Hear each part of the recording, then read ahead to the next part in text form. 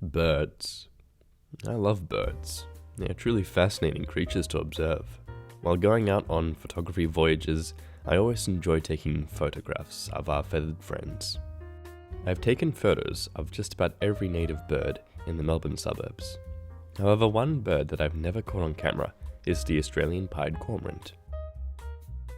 And so, I venture off into the suburbs of Melbourne to find myself a cormorant to capture on film.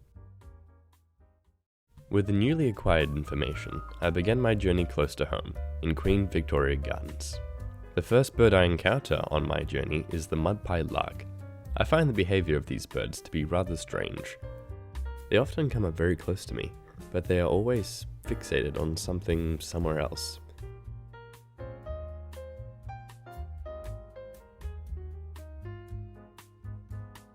It's like they don't even realise I'm here.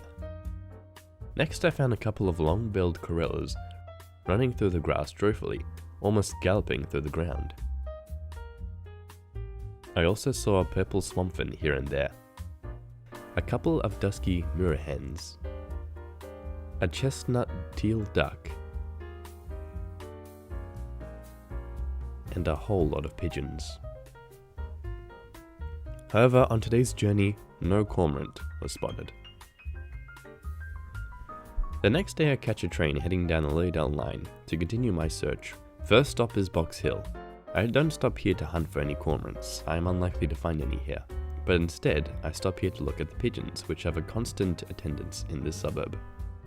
Something I've always loved about pigeons is the way they walk, bobbing their heads as they move. It provides them with such a distinct character that makes them stand out. From there I continue down the same train line and get off at the final station. I see some Pacific black ducks in a small stream just off the main road. No matter how long I film them for, they always maintain constant eye contact. They're watching me just as much as I'm watching them. Out here I see another mud-pied lark. Though being this far out from the city, it didn't come nearly as close to me as the one at Queen Vic Gardens. I guess the birds there become far more adapted to people living amongst them. The seagulls in particular, up at Swanston Street, feel very accustomed to city living. They almost act and move like people themselves. On my way back to the station, I spot a few magpies. They have such a powerful, almost intimidating presence. I can't tell you how many times I've been spooked by magpies during nesting season. Speaking of swooping, I've spotted a few minor birds, and they are infamously territorial, often wreaking havoc upon other bird species. Not even this crow, who is several sizes larger than the minor bird, dares to put up a fight.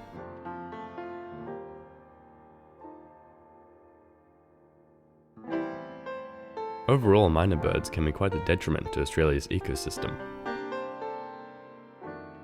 However, I do like this one, setting up shop inside a palm tree. That's pretty cool. Once I get back to the city, I walk down Swanston Street for a while and see a lot of seagulls, like I mentioned before. I also see a few house sparrows here and there, though due to their small size and incredible speed, I only manage to film them while they're eating. Over the next few days, I travel to random suburbs and parks with large bodies of water, seeking out any cormorants. So far, I've only seen more of the same species that I've spotted along my journey. The travel times going through these different suburbs slowly take away most of my time, so I decide to stick to one specific location and visit this one as often as possible. This single location, I decided would be Queen Victoria Gardens, as I found the most diverse range of species there. I return here pretty much every day, sometimes for a few minutes, sometimes for a few hours. I found a lot of Australian wood ducks.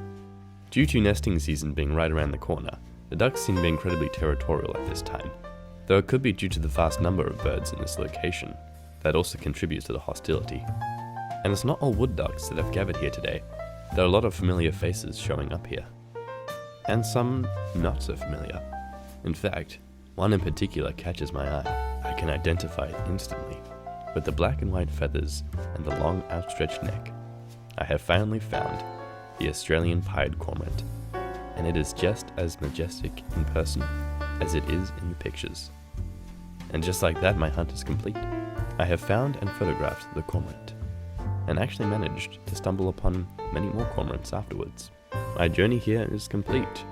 I have really loved these slower moments in life where I can just get rid of my responsibilities just for maybe 5 minutes each day to film these beautiful creatures. We see them every day. No matter where we live, we see birds. They're all around us. They're an aspect of life that's just so beautiful, and all we need to do is just slow down and really appreciate our friends in feathers.